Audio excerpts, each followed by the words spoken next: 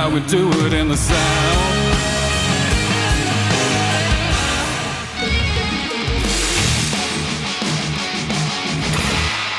What's going on, guys, and welcome to Rabbit's Used Cars. You're gonna be like, Rabbit, where are you headed today?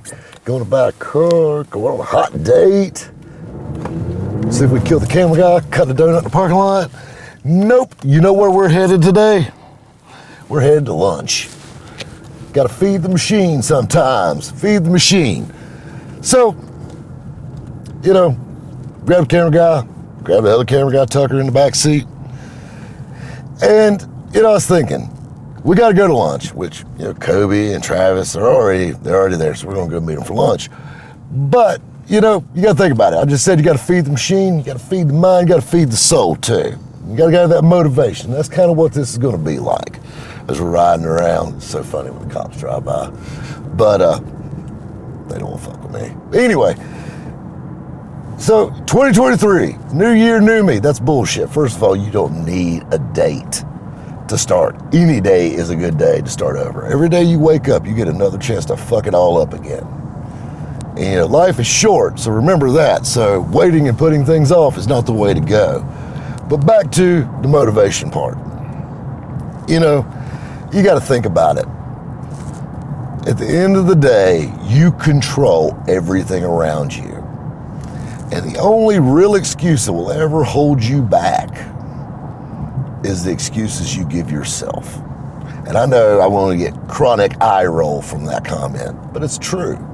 It's true. And I'll give you a few examples of this. And it's kind of crazy, but it's extremely true. You know, we've got a guy that watches the channel that is fucking blind. I'm not saying he doesn't see good. I'm not saying that, you know, he has to wear really thick glasses. This guy is blind. He's a college graduate.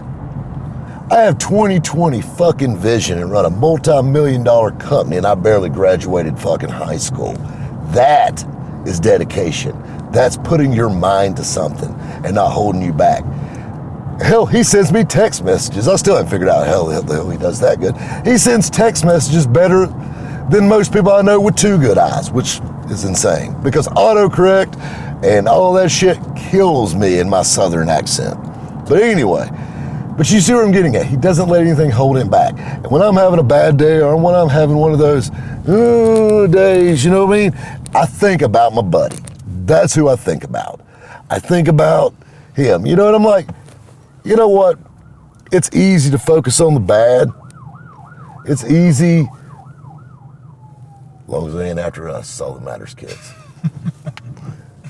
I remember when I used to get nervous seeing blue lights. Now I'm to the age, I'm like, fuck it, whatever. But, you know, at the end of the day, that's the thing. When you're feeling down in the dumps or when you're down on yourself, you got to remember that, yeah, everybody has bad days. I got another one. This actually reminded me of this. When I was in Texas filming, and I'm really particular about my hair. I'm extremely anal about my hair. I always have been. I'm really weird who I let cut it, just that kind of stuff.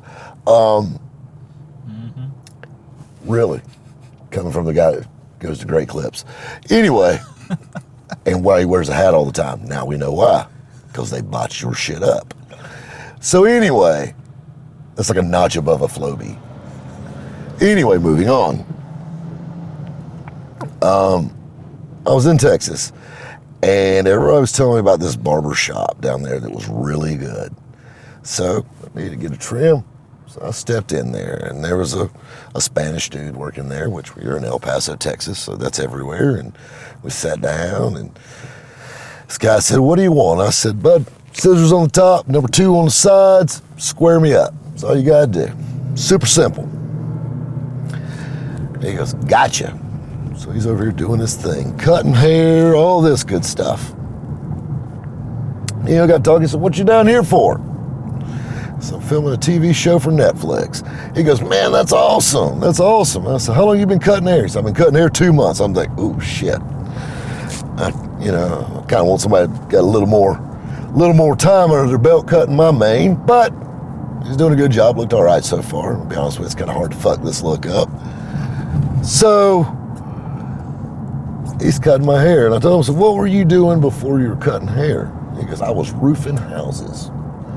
And, and he's an older guy. I mean, he wasn't a kid. And I told him, I said, man, that's a big thing. He said, yeah. He said, I went from working on roofs to working on the top of people's heads. I'm like, yeah, that's a way of looking at it and going back and forth. And you just tell just his demeanor. I mean, he was just in such a good mood, And he got to talking and all this stuff. And I said, how's your day going? And he goes, buddy, I want to tell you something. Every day you wake up's a great day. He goes, you got some days that are better than others. But at the end of the day, is there really such thing as a bad day? He goes, I went from being on top of houses in 110-degree heat to now I cut hair in the AC. He goes, and even when I was roofing, he said, you got to tell yourself that because this really is it not that bad. There's always somebody that's got a little worse and they keep going. So what's your excuse? And that kind of stuck with me, when we were filming, especially there at the last, we ran late. We were supposed to be done in 4 months. Keep in mind, I left my family business, everything behind. And, we were there for like 2 extra weeks. And, it was really frustrating. And, and I was getting very aggravated with this whole thing. Like I said, I've been away from home, been away from my family, and my mother was sick. And I had a really, really cool guy, and we're going to talk more about him as time goes on. But he worked on the floor for this TV production, and he came to me and he sat me down. He goes, "What's going on, Rabbit? What's wrong with you?" And I said, "Bud," I'll be honest with you, I'm just aggravated. I'm just aggravated. And he goes, "Something you got to understand." He goes, "When you got eyes on you, when you're aggravated," he said, "that spreads like a cancer." And he said, this is the thing, at the end of the day, all this bullshit that we're going through right now, he said, I'm aggravated, I want to go home too. He said, but all this stuff we're going through right now, no one is going to see it. Do you know what they see? And he said, what's that? He said, you. He goes, so here in 6 months, when people are watching this show for the first time, you got 150 million set of eyeballs staring at you. And, this is what separates you from everybody else. You got to be able to move on, to look past the problems. And I'll be honest with you, that stuck with me. And then thinking, like I said, about my buddy I was telling you about earlier, and about the guy that cut the hair. I've said this a million times. I hate Nissan trucks with no mufflers on them. 2, and probably the most important, is motivation. It's kind of like bathing. We recommend it daily. You need that little reminder. He didn't really tell me anything I didn't already know. None of these guys have. But you need that little reminder. When you're getting down the dumps, you're like, once all the 2023 is going to be my year, and you hit that first little bump in the road, you need that little reminder, that little nudge, that little push. And I love that I'm able to give that to a lot of people. I love reading the comments and hearing about that stuff. I'll be honest with you, that's what makes this worthwhile to me at the end of the day. I love seeing people do good. I love hearing success stories. And I'm not even talking about monetarily, just in life in general. I mean, I want to see people happy. And you know what? If this old car salesman can spread a little cheer, I love it. That's a win. And you know what else is a win? We're about to grab some lunch. Guys, we'll catch you next time at Rabbit's Used Cars.